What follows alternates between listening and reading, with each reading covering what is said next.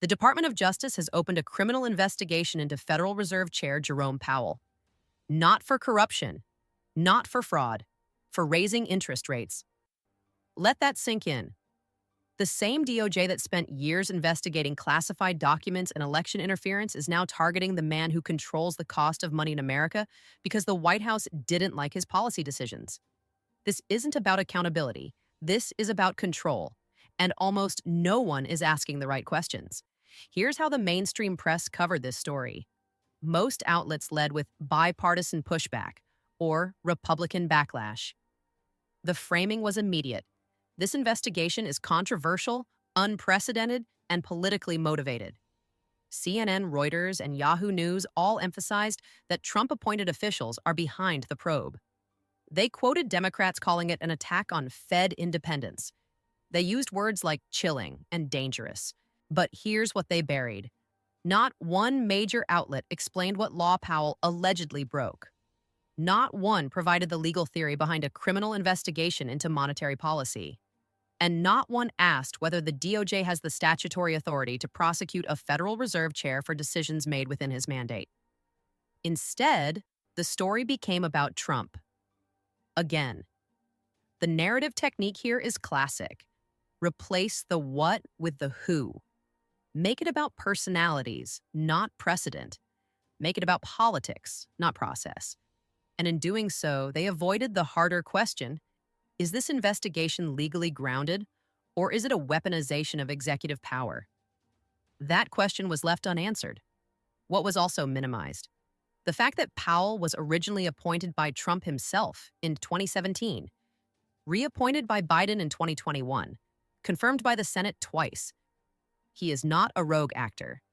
He is not unaccountable. He serves a statutory term that does not end until 2026.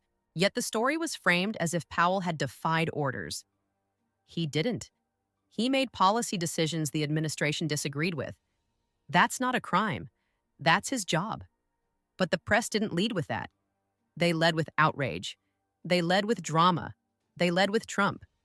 And in doing so, they made it easier to ignore the constitutional crisis this investigation represents. Here is what we know. According to multiple sources, including Reuters, Yahoo News, and The Independent, the Department of Justice has launched an investigation into Federal Reserve Chair Jerome Powell. The investigation reportedly focuses on Powell's decision to raise interest rates during 2022 and 2023, a period when inflation was rising and the Fed's mandate required action to stabilize prices. The probe was initiated under the Trump administration's Department of Justice. It has drawn swift and vocal opposition from both Democrats and Republicans in Congress. Senator Elizabeth Warren, a frequent critic of Powell's policies, called the investigation a blatant attack on the independence of the Federal Reserve. Senator Mike Rounds, a Republican from South Dakota, stated, "This is not how we do things in America. The Fed must remain independent." Former Treasury Secretary Larry Summers said the investigation sets a dangerous precedent and warned it could undermine global confidence in U.S. institutions. Here is what the DOJ has not clarified. What statute Powell allegedly violated? What evidence supports a criminal probe? Whether the DOJ consulted with the Office of Legal Counsel before opening the investigation. And whether this probe has precedent in the 111-year history of the Federal Reserve. No charges have been filed, no indictment has been issued. But the investigation is active. And according to The Independent, it includes requests for documents related to Federal Open Market Committee meetings, the closed-door sessions where interest rate decisions are made. Now, let's establish the timeline. In March 2022, the Federal Reserve began raising interest rates. Inflation had reached a 40-year high. The Fed's dual mandate, stable prices and maximum employment, required action. Powell's Fed raised rates from near zero to over 5% by mid-2023. This was not a surprise. It was telegraphed. It was explained. It was consistent with the Fed's legal obligations under the Federal Reserve Act. During this period, President Trump, then running for re-election, publicly criticized Powell repeatedly. He called him a bigger enemy than China. He demanded rate cuts to stimulate the economy. Powell did not comply. In May 2023, Trump stated in an interview, "I have the right to fire him, and I probably will. Legal scholars noted at the time that the president does not, in fact, have the unilateral authority to remove a Fed chair except for cause, defined narrowly as malfeasance, not policy disagreement. Fast forward to January 2026, Trump is back in office. And now, the DOJ is investigating Powell for decisions made during Trump's first term. The investigation reportedly centers on whether Powell's rate hikes were politically motivated or designed to harm the economy during an election year. Let's be clear, that is not a crime. There is no federal statute that criminalizes monetary policy decisions. The Federal Reserve Act grants the Fed operational independence specifically to insulate it from political pressure. And yet here we are. Goldman Sachs chief economist John Hatzius told Reuters, Fed decisions will not be swayed by this probe. The institution's independence is its credibility. But independence is not the same as immunity from intimidation. And that's what this is. The reaction has been fast and nearly universal. Democrats immediately condemned the probe. Senate Majority Leader Chuck Schumer called it an authoritarian power grab. House Minority Leader Hakeem Jeffries said it was straight out of the Putin playbook. But Republicans were not silent. Senator Mitt Romney called the investigation deeply troubling and contrary to American principles. Senator Susan Collins said, "The Fed must be allowed to do its job without fear of prosecution." Even Trump allies have distanced themselves. Senator Lindsey Graham, when asked about the probe, said, "I think we need to be very careful here." The financial press responded with alarm. The Wall Street Journal editorial board wrote, "If the executive branch can criminalize monetary policy, the dollar is no longer the world's reserve currency." Bloomberg warned that the investigation could trigger capital flight and destabilize bond markets. And international observers took note. The European Central Bank declined to comment. The Bank of England issued a statement reaffirming its own independence. China's state media mocked the investigation as evidence of American institutional decay. But here's where it gets interesting. The White House has not distanced itself from the probe. Press Secretary Caroline Leavitt, when asked about the investigation, said only, "The president believes all government officials should be held accountable." That's not a denial, that's an endorsement. Meanwhile, Trump himself has remained conspicuously quiet. No Truth Social posts, no rally comments, no interviews. That silence is strategic.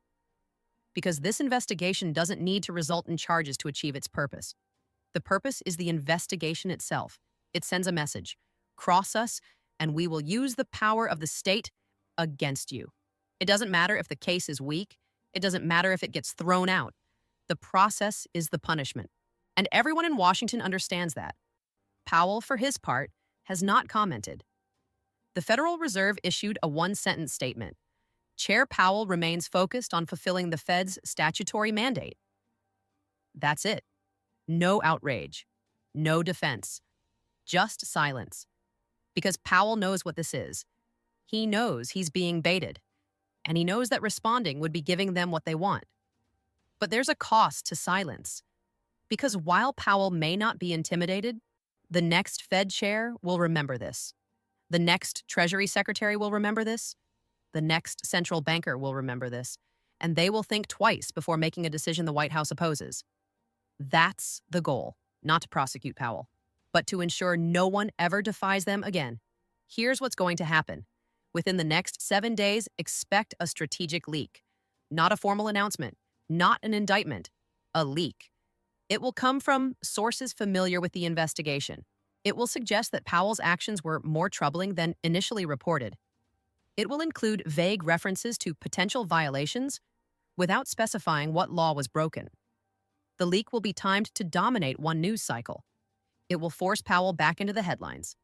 And it will allow the administration to claim they're following the evidence without actually producing any.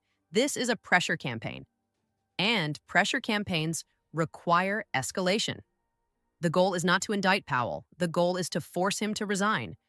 Because if he resigns, the White House can appoint a replacement without the political cost of firing him. And that's the endgame. Because a compliant Fed chair is worth more than any policy victory. A compliant Fed chair means lower rates on demand. It means easier credit. It means a short-term sugar high for the economy.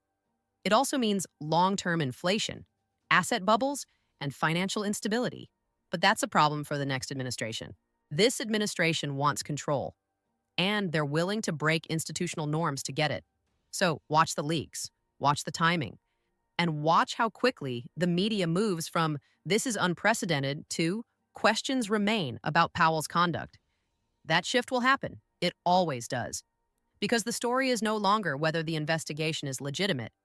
The story is whether Powell can survive it, and that's exactly how they want it. They don't want this information getting out. They don't want you asking why no law has been cited. They don't want you remembering that Powell was appointed by Trump.